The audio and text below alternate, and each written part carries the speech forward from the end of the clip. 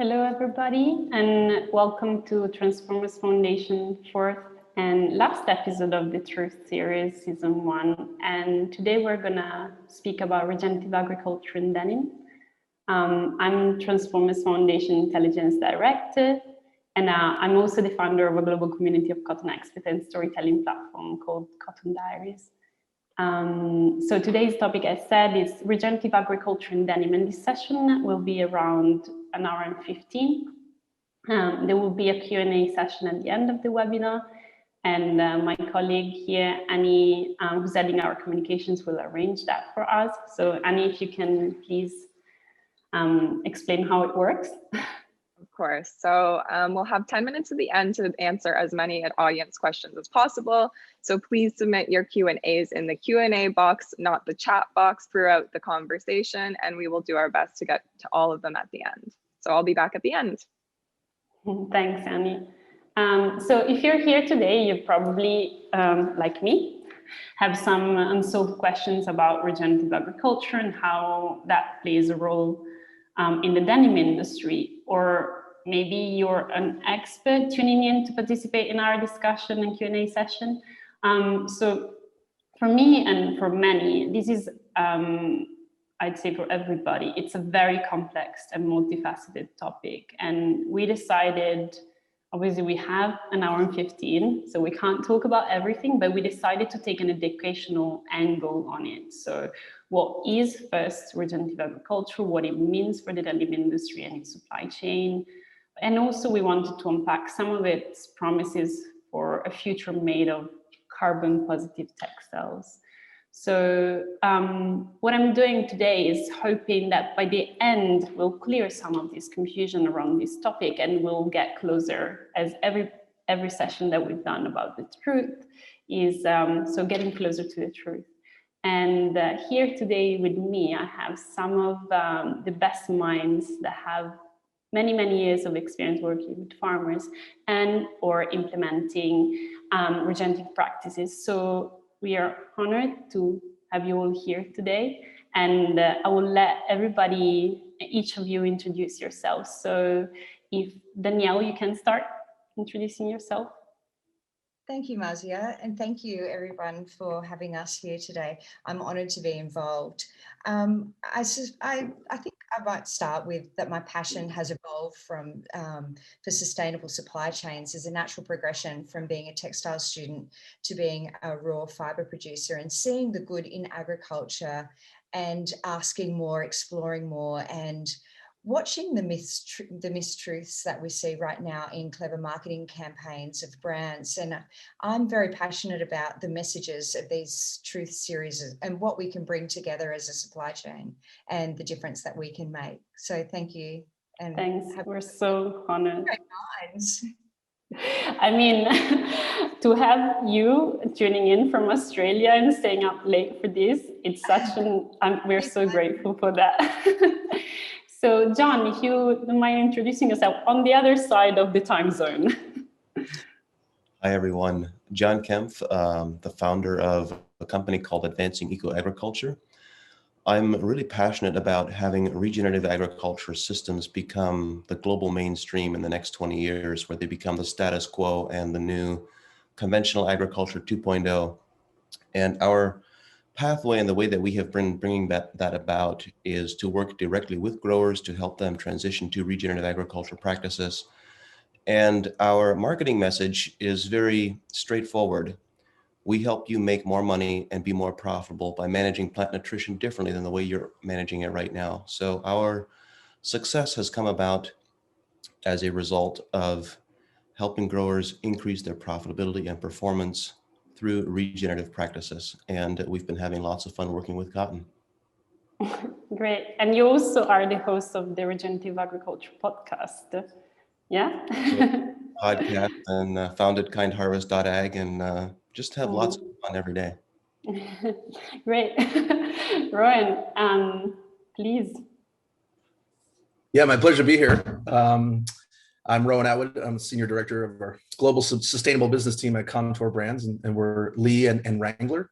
Wrangler's been on a journey over the past 4 or 5 years to really understand what is the opportunity to have meaningful impact with our cotton, our number one material input, which is cotton. So like John too, having fun with cotton. There's plenty to do, and our journey really began by putting our ear to the ground and listening to growers and trying to understand what was possible.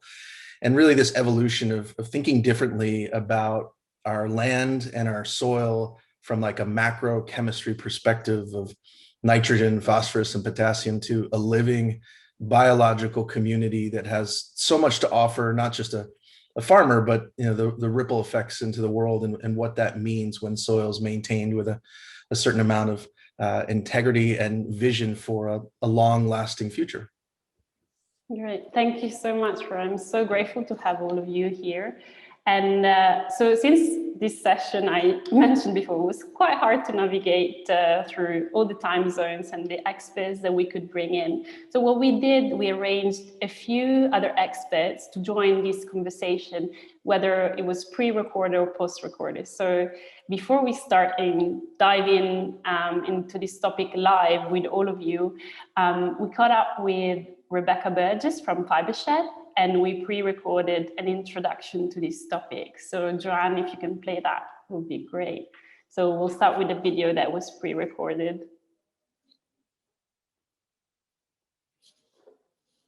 If there's no technical issue.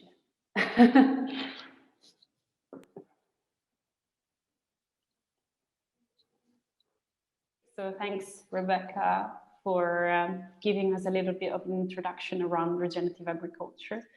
So my name is Rebecca Burgess, and I am currently on this Zoom call. I am sitting north of San Francisco, north of one of the birthplaces of denim, in terms of its construction into jeans.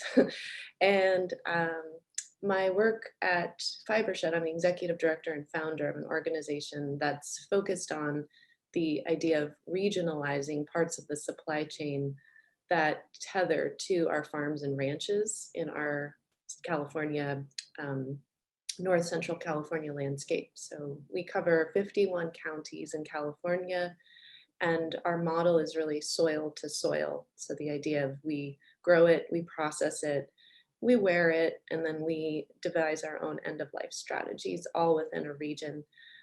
And we do this for climate reasons.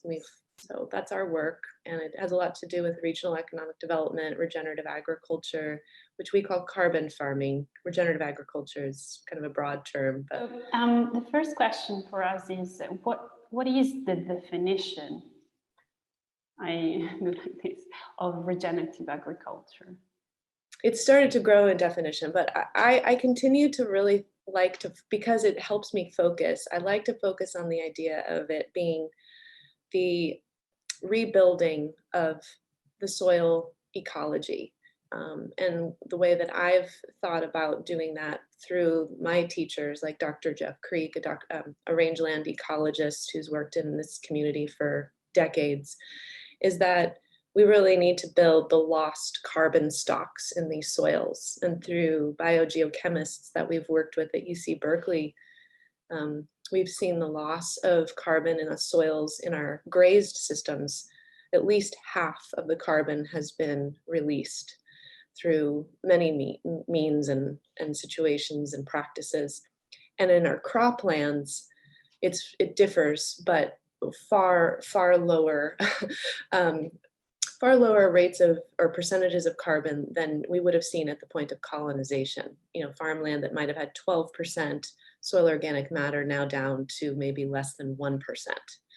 So the idea being that carbon is a food source for the biology in the soil. So to regenerate this life form of soil, this Earth's second largest carbon pool that's filled with all of these organisms that create all of this functionality to produce our food and fiber and dye and medicine and fuel, etc.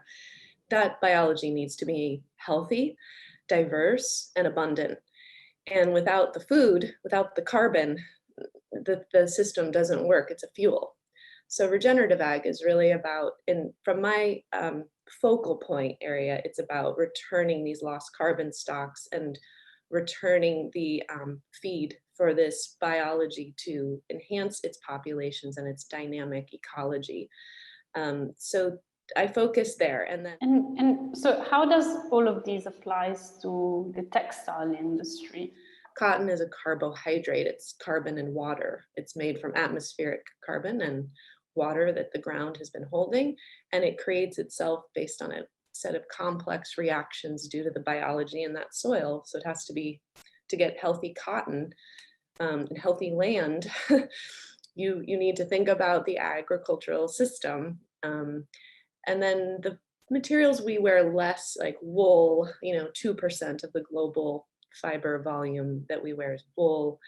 That's a protein that comes from carbohydrates, that comes from carbon and water. Rami, hemp, flax, these are all plant-based materials that are really an amalgam of atmospheric carbon that's been moved through plant material into biomass with water and created these carbohydrates that we wear. So to think of yourself as a designer, you're really harmonizing or not with the carbon cycle. So design is really at the most fundamental level a question of how are you engaging with the carbon cycle. So that's why I love ag, because ag is self-renewing every 12 months. So as you engage with that cycle, you're engaging with this pulse of material that's coming out due to the proximity we are to the sun and how the earth moves around it. I mean, it's actually a beautiful mystical thing that we're doing, that if we valued in that way, I think it might change our relationship to these materials. Amazing. And what are some of the considerations that the textile industry need to take into account when we speak about regenerative agriculture? I think that points back to their climate goals. When I had mentioned that our rangelands and our croplands have lost so much carbon, that is carbon that's been released to the atmosphere.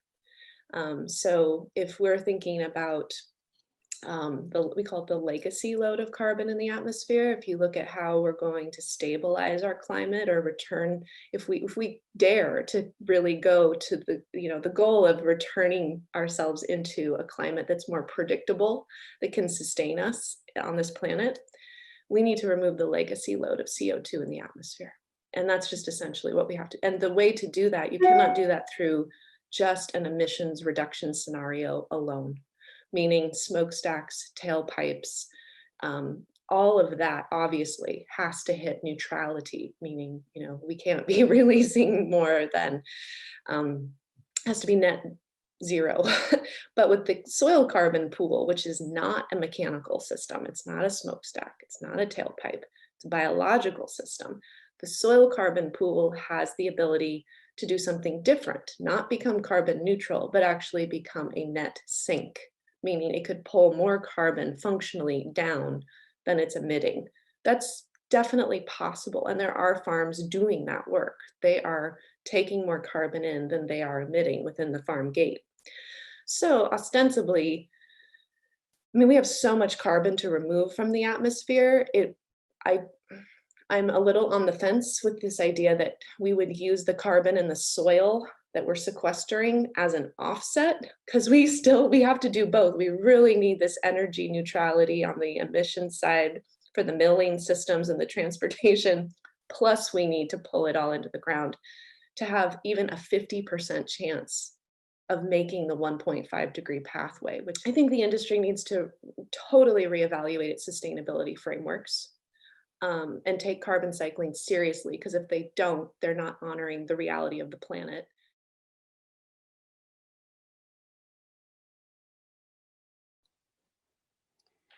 Wow. So a lot of information here. And I think every time I've spoken to Rebecca, she always open up a new path. But I wanted to check in with the experts here if Rebecca's definition could be expanded. Do you, let's start with you, John. Do you agree with this definition of regenerative agriculture? Is there anything we need to add? What would your definition be? Yeah. Well, at this moment in time, when you ask for a definition of regenerative agriculture, everyone has an opinion. There is no universally agreed upon definition. And so I'll share my thoughts, and they are simply that the reason the term regenerative agriculture has become so popular is because of our collective recognition that we should not choose to sustain where we are today. It's not enough to have a sustainable agriculture. We first need to regenerate the landscape and regenerate ecosystems.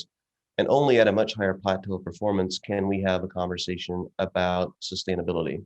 And when we think about what does regeneration really mean, there's multiple aspects. We could take it all the way to the aspect of regenerating public health through producing nutritious food as medicine. So that could even be incorporated.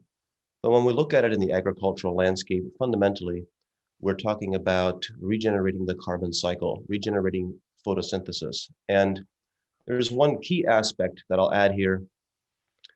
We have this perception of what is normal. We see plants that are green and growing and photosynthesizing, and we have this perception that this is what we see, what we perceive is common. But we miss the fact that what we perceive as being common and normal today is plants that are only photosynthesizing at about 15 to 20% of their inherent photosynthetic capacity. So what that means, in an outdoor agriculture environment, we're unlikely to ever get to 100% photosynthetic efficiency because that would require a perfect environment with perfect water and sunlight and temperatures and so forth. But it is easy to get to 60 to 70%. So if we just want to shift, currently we're at 15 to 20%, and if we go from 20% to 60%, that means each plant captures 3 times more carbon as carbon dioxide in each 24-hour photo period. So there is tremendous untapped capacity when we regenerate plant health to build a much larger carbon cycle. And not just, the key in regenerative agriculture is not just about carbon storage. That's an important aspect, but that is secondary to the way that plants and ecosystems actually function. We really want to cycle large volumes of carbon so that we capture a part of that. That's really, really good angle. And later on, we're going to dig deeper into the carbon sequestration topic. And Danielle, I saw you going like this. Do you have anything to add to this definition, or can we actually talk about how these definition and regenerative agriculture play a role in apparel and the textile sector? Yeah, absolutely. And I think that regenerative agriculture and fashion, yeah, I absolutely agree with this heading. I think that it's a must that fashion, including denim, gets closer to agriculture and the origin of where your fiber is actually grown. I think essentially if you're a denim brand or you're a fashion brand, you're an agriculture company as well. I mean, when you talk about denim, cotton and denim have had a love affair for some 150 years. So there's no denying that a close connection, but there is a close connection between the two. And I think it's time now, and like Rebecca said, that, you know, we need to collaborate and get together and to reduce this warming planet. We need to be together, and we can be very powerful together. So absolutely, I agree. And Roian, you may want to add something on that, right? Well, I think the potential for integrating into the industry is unlimited. As much as we use cotton as a biogenic source, as one of our #1 material inputs, and the value that has, to the world through that sourcing strategy, and the potential for using your raw material input to mitigate carbon in amongst these global challenges that we have as a collective society. That's really powerful. And I think that there's a lot of opportunity here for brands, for manufacturers, and for the entire supply chain to get galvanized around this idea and this opportunity to be a part of this climate abatement strategies that have so much benefit to farmers and soil. And since we have a few minutes more on this topic, I wanted to understand, Roian, as well with you, what is, because we've spoken about sustainability for a while, and now it's like this shift towards speaking about regenerative.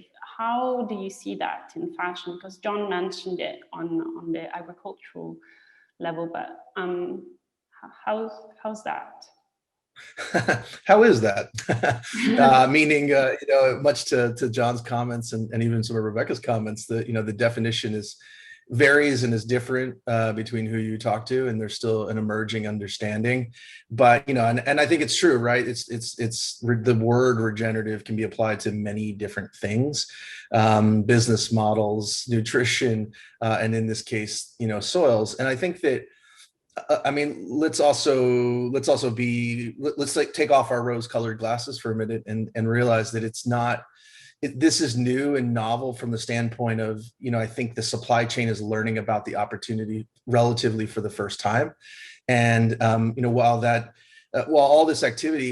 been a lot of activity going on farm, the real challenge that we have to begin to address is like, how do we make this possible? How do we create visibility to it? How do we create a community of practice and an understanding of what the benefits of regenerative ag have to do, and how do we actually also separate a spectrum of regenerative ag practices where there's actually clarity on what the contribution is? Because as we all know, one thing that our industry suffers from a lot is just the critique around greenwashing and the opportunity to sell benefits that might not be there, great marketing but less substance. And that's not this. We don't want this to be that. We want this to be deeply meaningful, rich, and as complex as soil science is. I think that the challenge ahead of us is really start to discern and being able to figure out those tools that make regenerative cotton, in our case, or this applies to all biogenic sources. So, whether it be flax or hemp or other sort of natural-based fibers. But how do we then take this and channel it up throughout the supply chain? I think those are some of the challenges that we're struggling with right now. How do we innovate in our sourcing and our supply chain capabilities, and with our partner frameworks that have been operating in the space for a while? Because it's that's sort of the next level of responsibility that I think we have as an industry, is to find further ways to support this adoption. We know the benefit on farm, and we're going to hear more about that throughout this talk, but and we know the benefit it has to the world, but it's only as good as we can actually put it up and into product and make that transformation through the demand signal, through the pull throughout the supply chain. Yeah, great. I think that's it's a nice lead way to our next topic, which is soil health. But before, as with every truth series episodes, we break it with some videos that we're going to bring up, so that we bring a bit more context to this topic. So Joanne, if you can play the topics video, that would be great. Right, so soil health. That's we have quite a few soil nerds here, so I can't wait to ask you some of the questions. But I want to introduce this subject by I remember there's a lot of communication out there. I think it was from an article from Reuters back in 2014 that said we only have 60 years of farming left if the soil degradation continues. I'm not sure whether that still holds true, but first of all, I wanted to ask you, John, what does it mean, soil health, and what are some of the practices that could increase soil health? Soil health the purpose of agriculture and farming is to grow healthy food and fiber. And to do that, we need healthy soil to help us grow healthy plants. And what that means, there is emerging science where people are describing that plants don't consume nutrients from the soil. They don't consume calcium and potassium and zinc and manganese ions from the soil's water solution. Instead, they absorb living microbes. They actually consume bacteria. They consume fungus as in really healthy, vibrant ecosystems. This is their primary food source. So ultimately, when we talk about soil health, that is a description of the soil's capacity to maintain vibrant microbial populations. And so there's this intertwined system where Plants are responsible for feeding soil biology through the process of photosynthesis, extracting carbon dioxide from the air and water from the soil, producing sugars, sending sugars out through the root systems as root exudates. It's really healthy plants that create healthy soil. And for this reason, in the soil health movement, there's a constant refrain around protecting the soil, keeping the soil covered with green growing plants that are photosynthesizing all the time so that we can constantly sustain this soil microbial community. Ultimately, soil biology is to plants what our digestive system is to us. They digest, soil biology digest and extract minerals from the soil mineral matrix and make them available to plants. Wow, great. And Roian, I know you've been working quite a lot on soil health with farmers. So, and I think later on I want to go back to some of these practices. But how important is it for farmers to soil health, from your experience? Yeah, I mean, I think the opportunity, and I'd love to touch on some practices too. This is some of the research that we've done, which is just the use of cover crops, conservation, tillage, and a complex rotation. Like those three key practices alone, if I were to add a fourth, it would be the integration of livestock grazing on cover. But those practices have the ability to unlock a lot of not just environmental benefit, but financial benefit as well. It's part of what John was saying in his introduction of just making that financial value proposition to growers. Maybe not immediately, right? If there's a transition farm that's beginning these practices, it might take 3-5 years before sort of the long-term economic benefits are felt. But it also is a little bit of a change of perception that the new farming, that ugly farming is green, right? That it needs to look a little bit different than it's looked before. The idea of having cover crops on a field that are overwintering on a field looks a lot differently than a nicely manicured agricultural environment that perhaps we're used to seeing, that a romantic vision of a tractor passing over and working land. This looks a little bit more unkept because nature is doing its job, right? And that fundamentally roots and soil, that green biomass is keeping things intact, and that conservation tillage practice of planting into a cover and having having like a strip till or having a small amount of exposed soil to plant a seed and cover back up in an elegant sort of one pass swoop. Like those types of technologies are now available to farmers, and some of them have been experimenting, at least in the United States and Australia in Danielle's geography for many years. But when you start to combine these three practices at a bare minimum, and it's also important to mention the rotation, not just a simple rotation, but the most benefits come with a complex rotation. Three would be defined as 3 different crop types in the same parcel of land over a 5-year time frame. So whether you're going cotton, corn, wheat, or if it's sorghum or whatever that rotation is, 3 different crops over 5 years really creates that rich biodiversity and gets ahead of pest buildup and a variety of things to make that environment. But collectively, those 3 practices, and add in livestock rotation if possible, farmers have the potential to sequester 3 times as much carbon as a farmer that's not using those practices.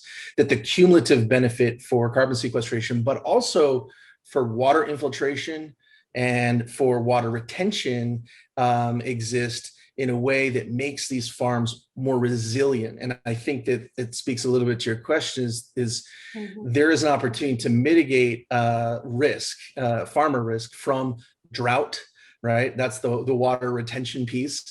And then from flooding, from the infiltration piece. So that's a stack of benefits, right? Like, we always struggle to get that into product, but if you think of not just the carbon benefit and the economic benefit, but also the benefit to be more resilient in an ever-changing weather systems and rains and droughts and flooding are all those challenges that a farmer faces to bring a crop to market every year.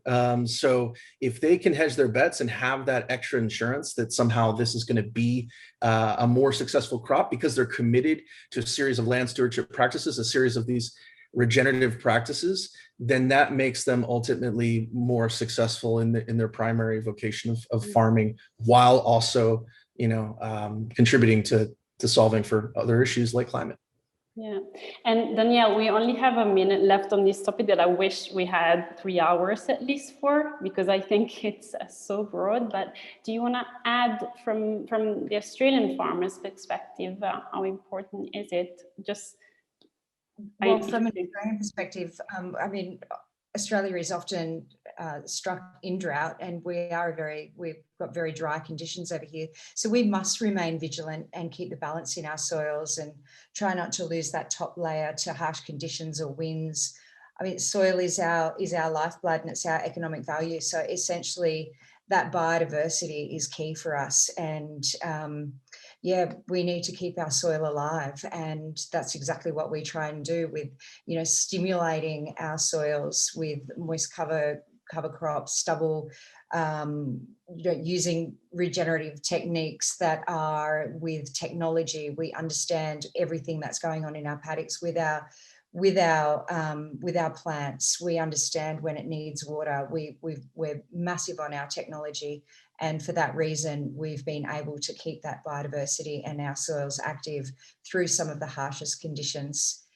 So that's something it is difficult to farm in Australia for that reason, but we've managed to get through, and each year we do have a crop.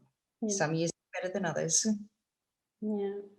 Great. And so I think I'm so gutted that we're out of time about this topic, because it's super interesting.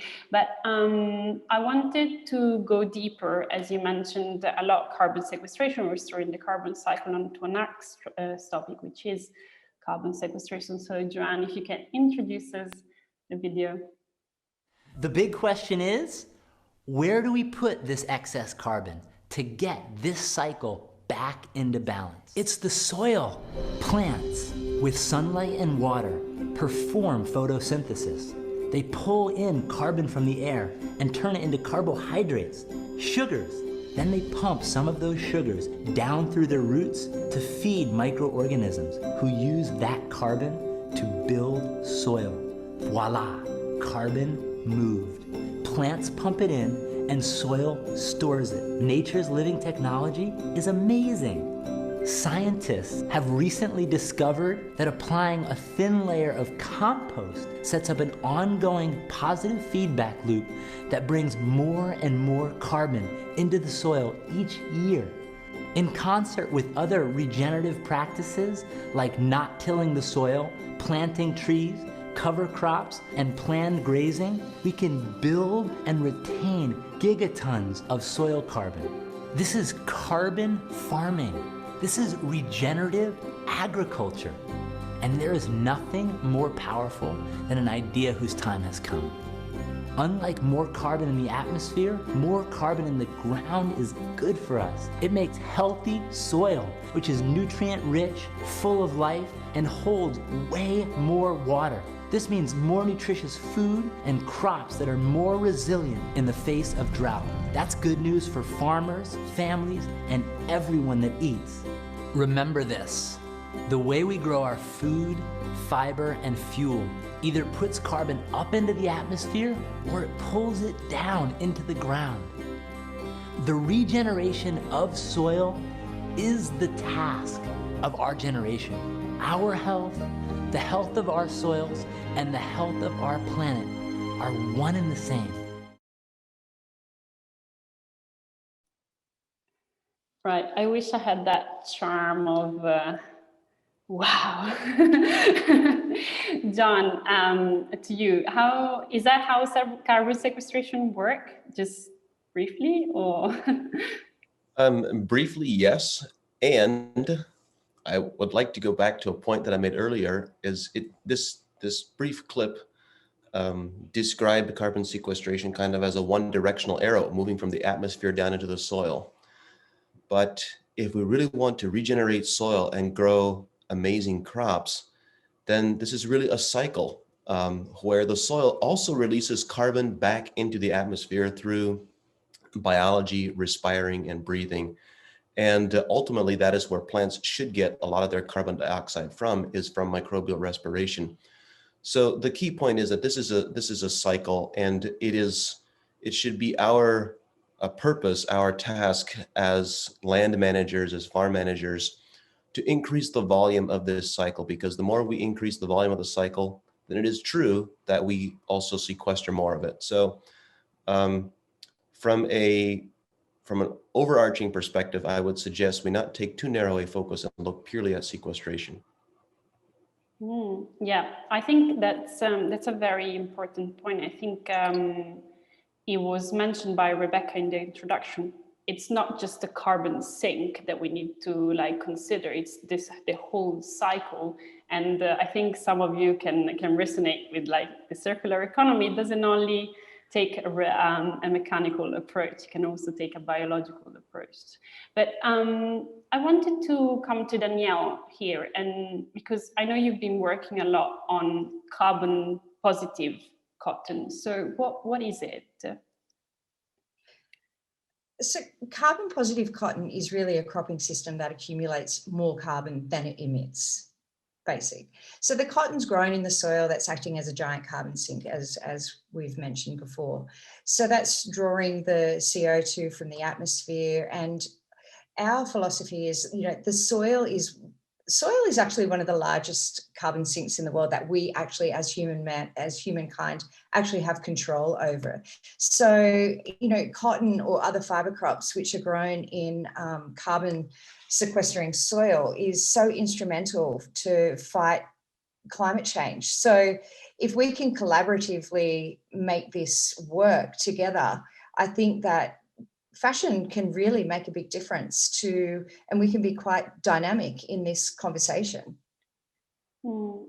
And so in our last episode, for any of the attendees who haven't watched, I recommend re-watching. But Dr. Kranti from ICAC said that cotton actually is a net sequester of carbon dioxide. And then we followed up later with, we wanted a little bit more details, and he said it sequesters 519 kg, so carbon dioxide equivalent emission per ton of cottonseed produced, which means a global sequestration of 14 to 15 million tons of carbon per year.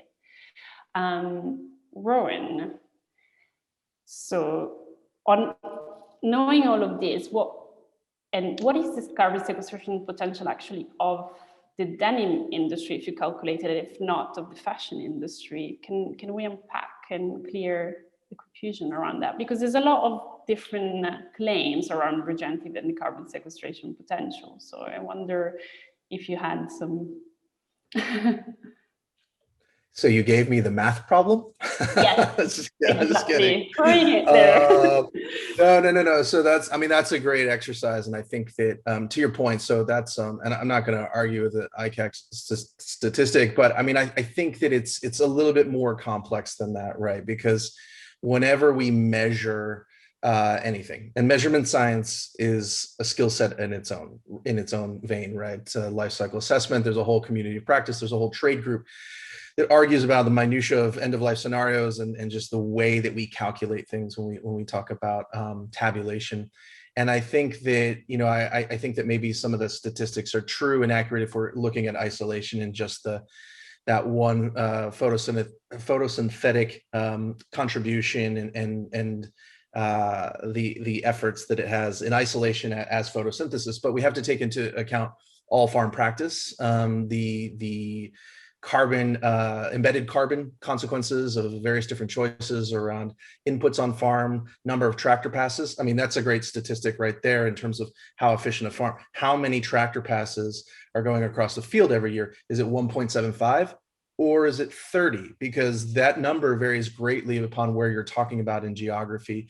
And so I don't think that number has included in it some of those variables that would take into a larger life cycle assessment perspective. And so this is actually why I think the reason it's difficult, and I'm not trying to dodge the math problem, but I think that the reason that it's difficult to calculate that today is because we don't have visibility into all of those practices that happen on farm in every geography, the variability of practice, that we have general broad averages, but there's a lot of debate around that science and that overall contribution. So what does that mean? If we're going to try and really get after that, that means that we need clear measurement. We need clear sciences. And I think that it comes down to, you know, if there's one thing that regenerative agriculture can do to help advance this discussion is, can we get to a place where we're transparently sharing on practice and data and farm level data?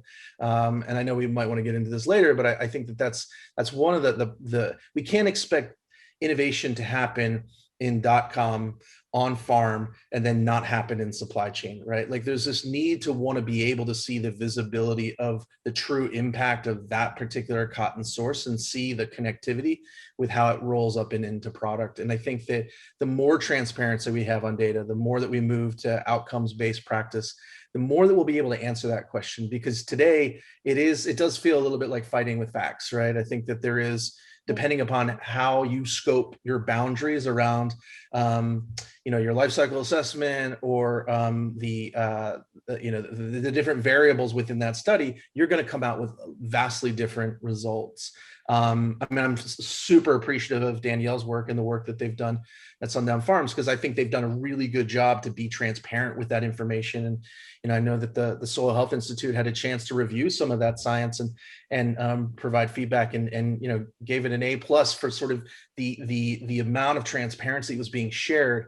And I think that's the type of cooperation that we need. We need cooperation on data to come to that really concrete conclusion on what that numerical benefit to the entire industry will be. Because today, it's a little bit like having just a small data point in one resource, another small data point over here, and hobbling to them together is just bad measurement science. That's not the recommended approach. We need more visibility on the potential of this, and that's largely to say that it is novel, it's emerging, and while many farmers have been using some of these practices, you know, the actual tracking and measurement, let's face it, it's getting better. And that was one of the tasks of Raleigh, North Carolina-based Soil Health Institute, was to come up with some of the best, what is the best soil testing methodologies that we can deploy that aren't going to be overly burdensome to farmers, because we also have to be very cognizant of their time and the fact that we don't want them just managing data. They have a business to run. They have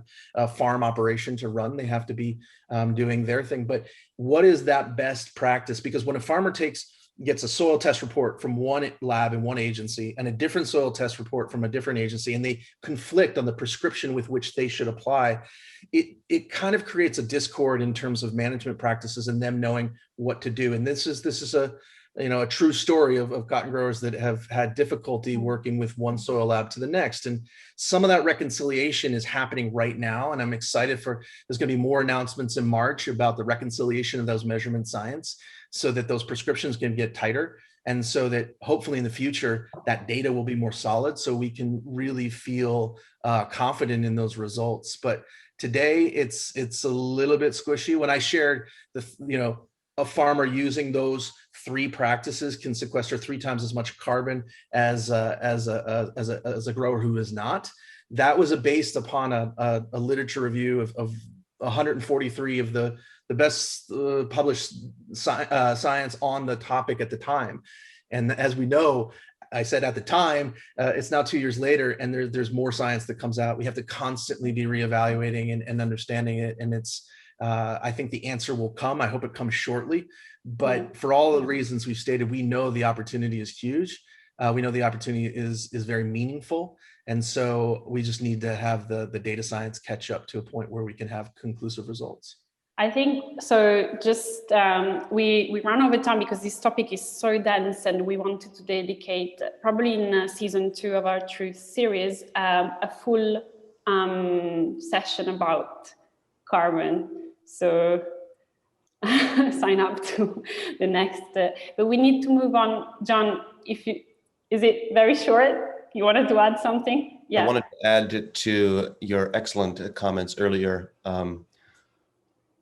There is often the assumption in the research that photosynthesis is a it's a stable baseline process, it's a static process. The same quantity of photosynthesis happens each day, but we know that's not true. I earlier mentioned that photosynthesis each day can vary by as much as 3 to 5x.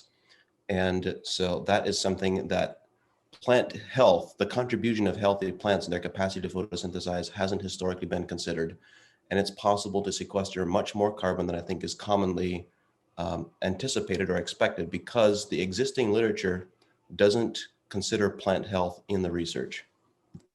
Yeah. Wow. And it's such an interesting topic, but I wanted to also bring to life another super important topic, which is biodiversity. And on this, Danielle, I wanted to ask you, how does regenerative agriculture contribute to biodiversity? What have you seen on your fields?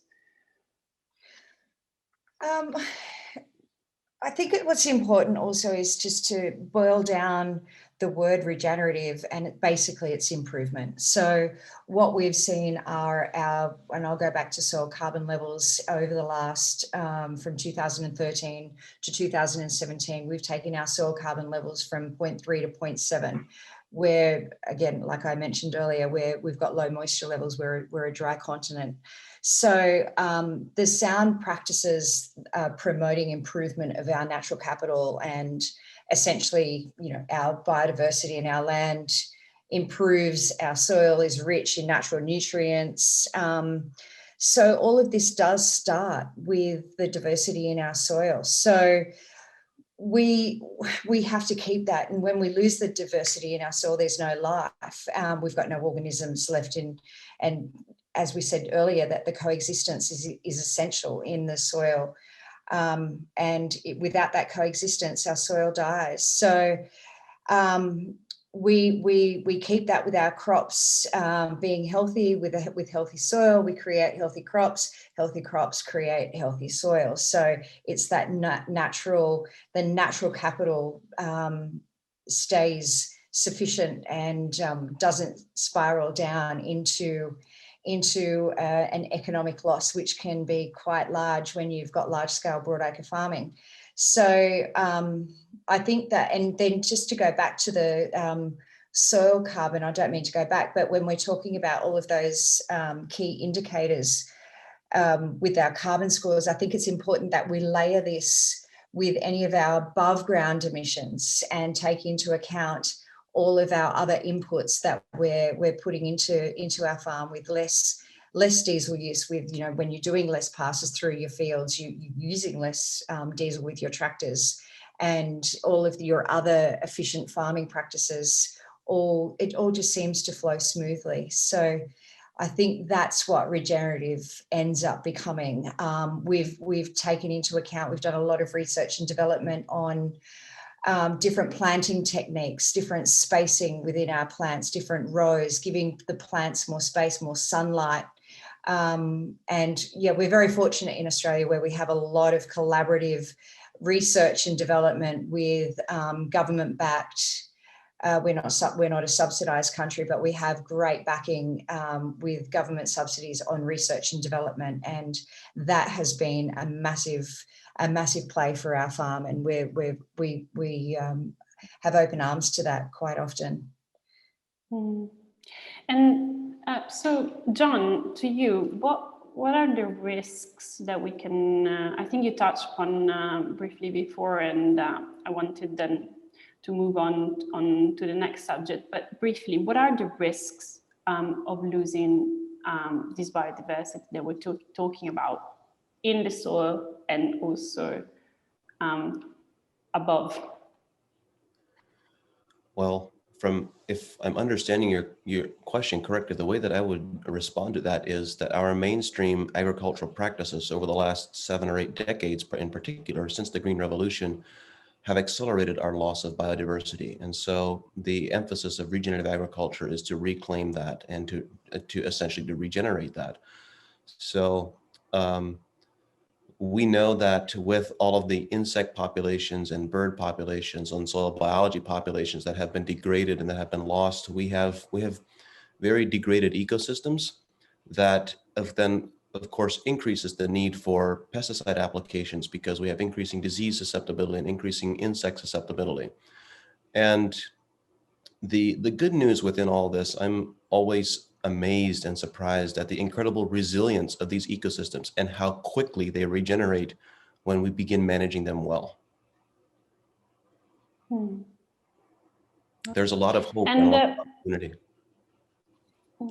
And so I wanted to ask to move on to the next topic, which is around validation. But first, and then I'll introduce you to our special guest.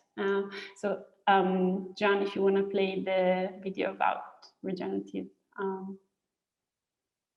thank you.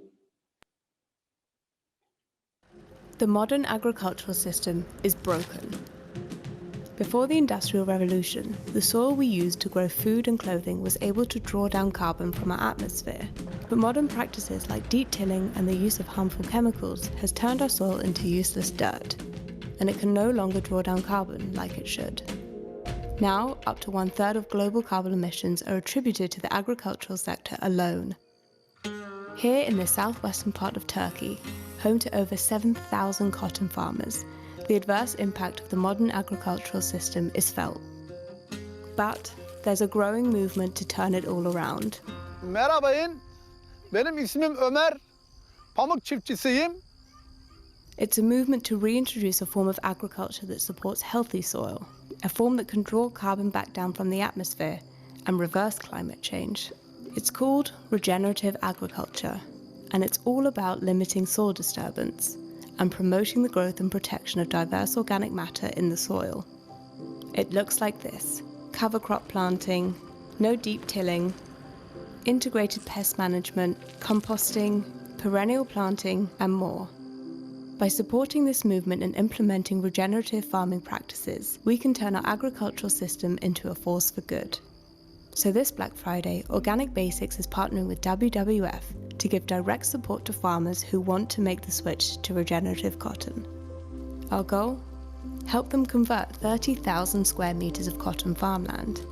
Each order will help convert 5 more square meters of land into regenerative agricultural practices. Together, we can start repairing the agricultural system and turn climate change back around.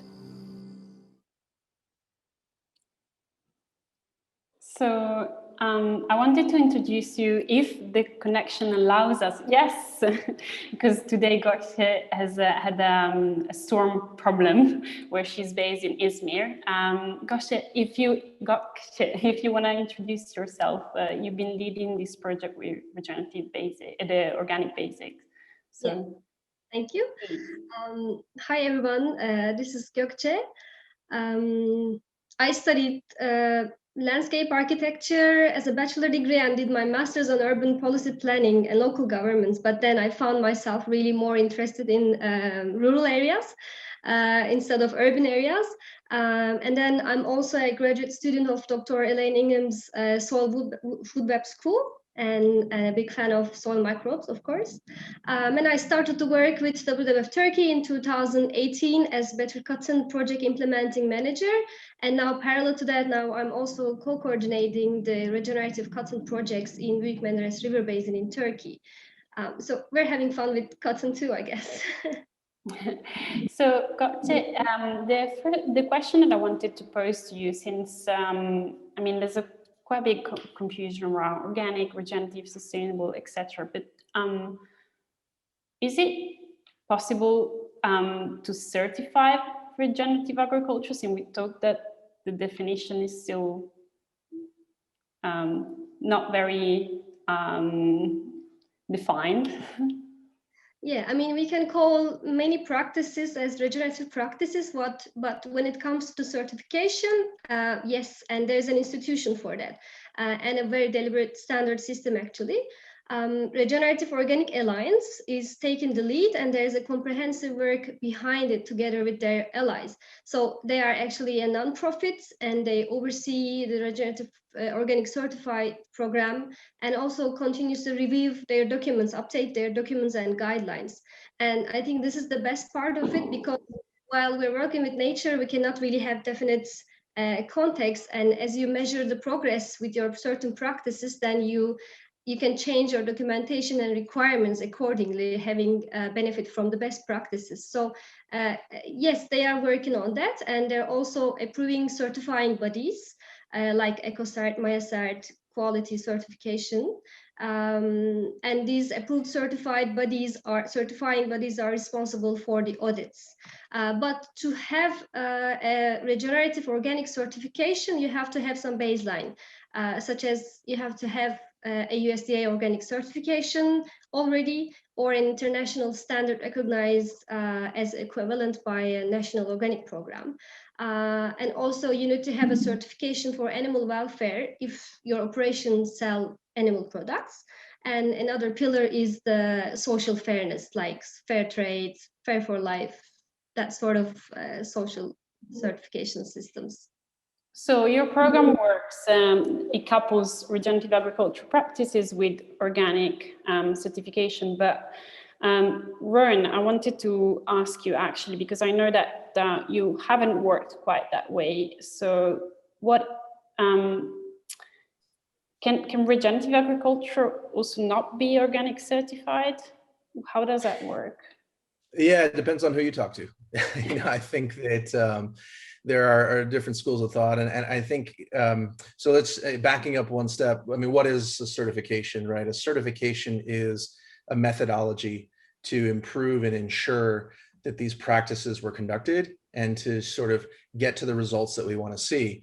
And when I was making comments earlier about getting to outcomes based, I think a lot of our certification schemes are based upon what we call checkbox methodology. So are you doing this practice? Are you doing this practice? Yes, no, you get your certification. And I think that regardless if we're working in an organic system or working in a conventional system, we need to be moving towards more outcomes based and be doing some of the measurement, the baselining and understanding of those data points and looking at data and not just looking at checkbox practices. Because this year alone, we had, as you know, in the Indian sector, we had a lot of fraudulent claims around organic certificates, and a lot of brands and retailers were challenged with getting organic products into market, and that was very difficult. And that I know that Gocke is working really hard to address that, and they're doing a great job at addressing that issue, and I think that's being cleaned up fairly well.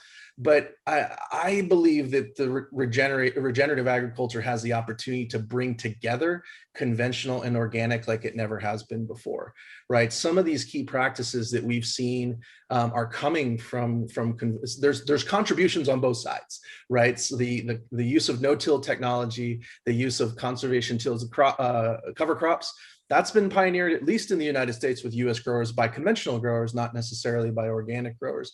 But then the use of IPM, integrated pest management, and some of these toolkits around the use of compost applications, those are absolutely the tools of the organic sector. So I think that in a future state and in a mature state of regenerative agriculture, it's not either or. It is its own thing. It is its own world whereby these two practices, these two schools of thought can convene. But again, I have to stress the one thing that we need to do differently than we've done in the past is looking at farm level data, sharing that data transparently, and showing the outcomes so that we're not hiding behind checkbox protocols. We're not hiding behind any one certifying body. In the world of environmental claims, what we're worried about is having a documented methodology to prove that this is in fact what we say it is. And the certification does that, or we can do that through a sharing of data and an actual proof of on-farm practice. So regardless of approach, I see them as not diametrically opposed. I see them as complementary to one another. And I love when conventional growers can feel more organic than they have in the past. And I love when organic growers can celebrate the fact that the entire farming community is getting to the outcomes that we need. Yeah, John, I saw you wanted to intervene there.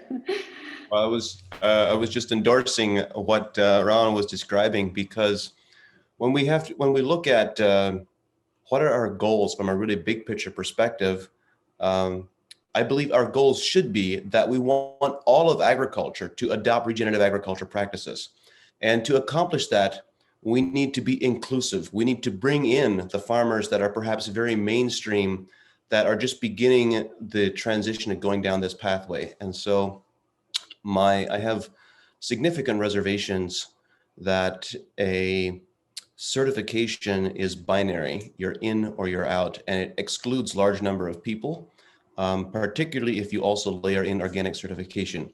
Now, the purpose of a certification may be that you may have other goals. Perhaps the goal is not to facilitate transition of large numbers of people. But if that is a goal, then certification may not help us down that pathway. And Gocke, I mean, I think John and Roian has very, very extensive experience with American growers, with US growers, and also with around the globe. But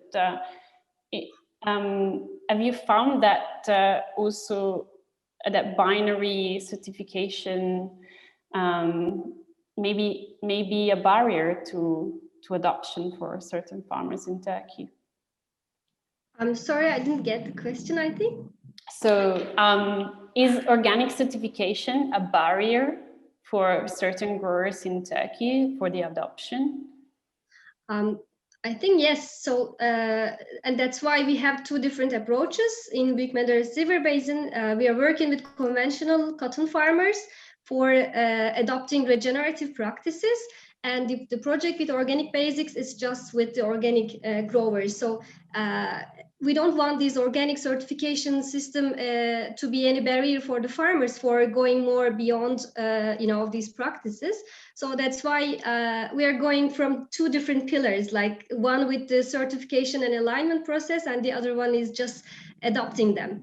And it's really helping to show them each other. And this with this we're going to have a scientific data, because also we are collecting a lot of baseline data. We're going to have scientific data in the end of maybe 3 years, 4 years, 5 years, that we can compare what is happening with in the conventional farming with these practices and what is happening in the organic farming, and how far we go beyond the existing system actually.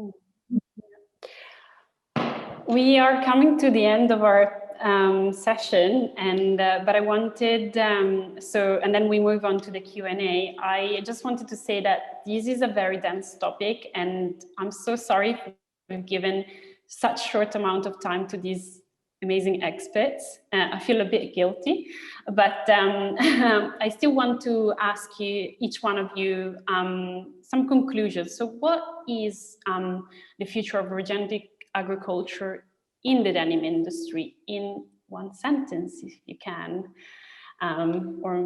So Danielle, maybe over to you first. So it's hard to put that into one sentence, I must say.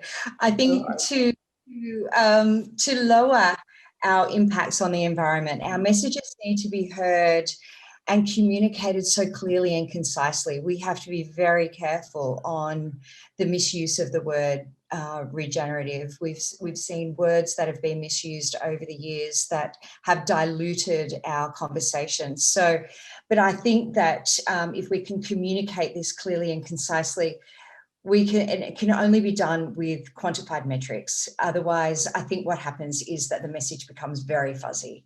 And this is our moment, and we need to get it right. And I think that we have got that chance where every fibre can tell a story. And I think this is our moment. We need to make it happen. That was more than one sentence, I'm sorry. It was great. John? I don't know if I'm familiar enough with the industry to be able to formulate a one-sentence answer clearly. So why don't you maybe go from on? a regenerative agriculture perspective only. Well, I think that regenerative agriculture has the capacity to regenerate soil health, to regenerate plant health, and to regenerate public health all at the same time. And obviously, cotton is one of these interesting plants that has the capacity to actually build soil health while we are growing a crop. And so there's this perception that sometimes growing a crop is extractive and that we have to then rebuild soil by adding cover crops or whatever the case might be. That's not true for many crops, but it's particularly not true for cotton. Cotton has the capacity to regenerate soil while we are growing a crop. And that makes it a very powerful crop for farmers if they manage it well. Gocke, over to you. Maybe I should call brands to action, because I think the brands have to take the responsibility to track their supply chain. And as the value of these different types of practices, let's say sustainable cotton or regenerative cotton, is shared on the upper level of supply chain, but the farmers never get the true benefit for that. So I am calling brands to track their supply chain until the very end, to the production level, and bring the benefit of this whole production selling strategies benefits to the farmers themselves. As a person who is working directly with the farmers, I think we need to see that farmers are being reflected in the system. Yeah, and Roian, as like a representative of the denim industry. Yeah, I mean, I think the future of regenerative agriculture in the denim industry is really predicated on the will and the creativity of our industry, the technological aptitude and the understanding of natural systems in a way that becomes commercially viable and communicates those benefits, to consumers and all members of our supply chain. It's a focus on a new value proposition, a value proposition that takes into account all of the joy, success, and the wealth of everything that happens underground, but making it available to our industry. Right. And I just wanted to make a note that as I said, we had some experts that wanted to join in, but we couldn't manage with time zones. And regenerative agriculture for us is not just about cotton. Obviously, this was a very cotton-led conversation because of the nature of the denim industry, but we've gonna have another special guest that we're gonna post-event record on comments around cellulosic fibers as well. But before we conclude, I wanna turn to Annie for the Q&A session for our experts. So please. Of course, there were a lot of questions for our experts because this is a juicy topic, but we'll try and get through as many as possible. The first one is from Malin, and the question is, what is the main difference between carbon positive cotton and organically grown cotton?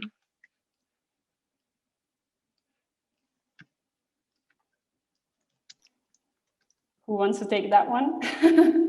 Danielle?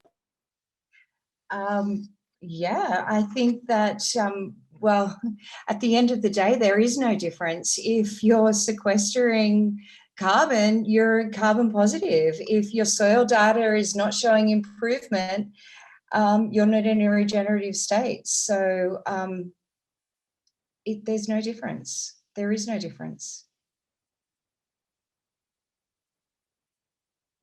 I'll unmute myself. Amazing, great. And we have something similar from Janelle. This question was actually asked last time. So if regenerative doesn't always mean organic, what are the better metrics or indicators of healthy farming system that brands should be monitoring? Roian, maybe. Yeah, I mean, I think probably the most common metric of interest is going to be total organic matter in soil that translates to soil carbon. I think that's the one of greatest interest.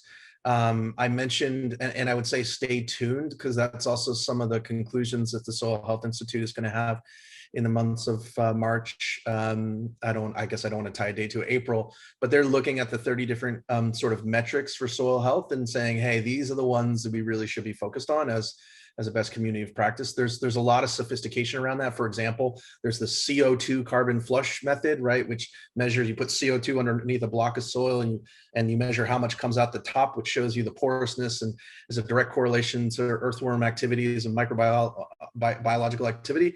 I can't say that that's the best one. I know of that test, but that's one that they're evaluating amongst the 30. I think the one that we use as a baseline and the one that we're always paying attention to is this total organic matter, which is a common testing tool that farmers can use. It's part of the toolkit that any soil lab will conduct.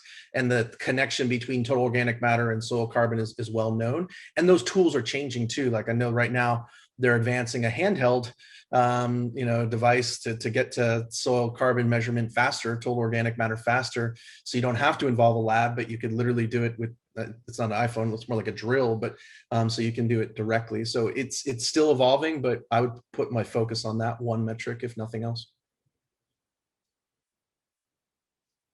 Great. And we had a very interesting question actually from the consumer side. What can consumers like me do to contribute to the goal of getting more and more farmers into regenerative agriculture?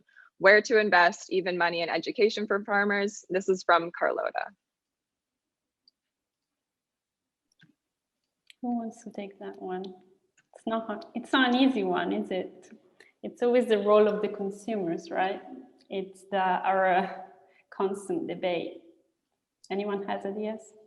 Well, I would just say, get involved in the discussion, right? So I think having conversation with consumer product companies about what's in their product, who made it, and how it was made is critical. If there's someone that sits on a customer service line that fields that question, who probably won't know the answer when you start to engage them. But it's interesting what happens where that question gets funneled up through the customer service channel and then funneled out to other parts of the business. And people start talking about, well, we can't answer this question. What does this question mean? It creates a dialogue within an organization. And I think also showing that positive interest within a growing and farming community, getting involved and even if it's just a comment on an article, on a blog article or on a LinkedIn post or social media, advocating for or being sort of a representative for this is important to me as a consumer is extremely valuable. And then of course there's the biggest carrot stick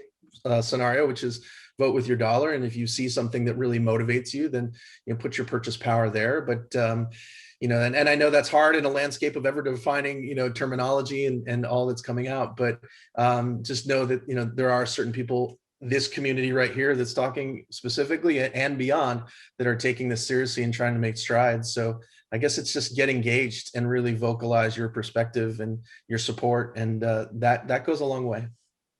Just to say, we're staying another extra 5 minutes for anyone that has the luxury to do so, so we can continue with the questions. And we've got a couple of questions on the future of mass scale regenerative cotton farming. So when it comes to cotton, what is your vision of reducing carbon emissions throughout the entire supply chain for the majority of the volume produced and consumed, and not only in niche small farming practices? Maybe Danielle? No, it's definitely achievable. We've been able to achieve that. We're a broadacre farm. And I think that to go back to the consumer, when 60 to 70% of the impact of the garment sits at raw fiber level, the consumer has the right to be able to ask that question. And with transparent data, that the brands need to collaborate with the farmer, get back and understand what's going on at farm level and have the purchase power with your farmer. We can do this at scale. You don't, like I said earlier, we've been able to through drought with dryland farming, and we're also an irrigated farm as well. We've been able to average 50 to 60,000 bales a year over the last 20 years. So there is possibility that we can do this. And the cotton industry is very collaborative, particularly in Australia, but worldwide, I think we can all learn from each other. And if we can take that, whether it be organic and conventional or call it sustainable fibers, whatever that word is, regenerative, we can all get together and we can make a difference. And we need to share data, but we need to have data. We need to have measurable data, and we need baseline, and we need to understand where we're headed. And if we're not sequestering carbon, we're not got healthy soils, and we need to keep that cycle going. And so it's collaboration, and we all need to get together, the whole supply chain. It's not just the farmer or the brand, it comes from the farmer all the way through the tiers, and everyone needs to work together and understand their own economic value and work it with each other. So Annie, I don't know if we have time for a last question.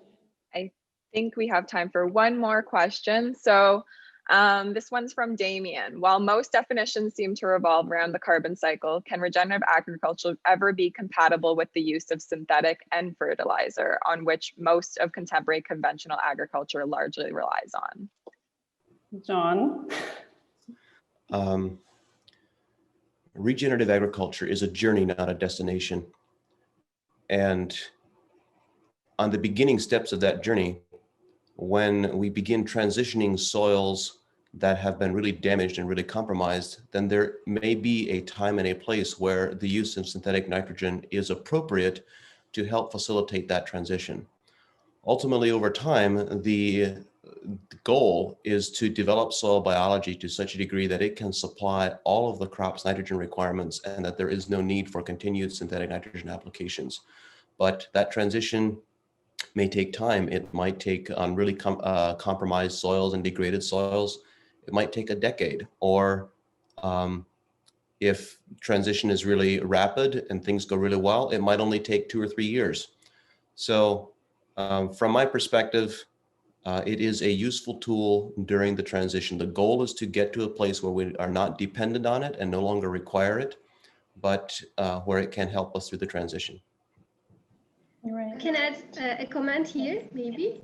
I mean, with the existing pesticide application practices, we are definitely sanitizing our soil, and the ecosystem is not working with the I cannot remember the word now. With the sanitization. Oh my God. What was the word again? Sanitization? I don't know. Yes. From an Italian? Yeah, it's not working with sanitization. So the soil microbes, the microbiology in the soil needs to be alive for carbon sequestration, for nutrient cycling, for that sort of thing. So that's why doing this, I mean, adding up these regenerative practices, parallel to that, we have to keep reducing the pesticide approach as well. And an ecosystem is going to help us for that, because if you have more resilient soil, and then you will have more resilient crop. And if you have more resilient crop, then you will have less pest problem. And this is the ecosystem approach in the field. Great. I think time is up. And I think I can't thank you enough for being here. And it was a really, really interesting conversation, and we'll follow up with some other information on our social media and our website. But so just to conclude, a few points that I noted down. It's for us all as an industry, it's important to consider the carbon cycle and not just carbon sequestration or release. And then, so not consider a linear system of take or release, but restore an entire healthy cycle. We need to push for a transparency model and showing the data. And then we need to work on collaboration in the entire whole supply chain, not just a farm or a brand or somewhere in between. If anyone has objections, but yeah, it was really, really good to have you, and thank you for your time, everybody. Thank you, everyone. Bye. Bye. Bye.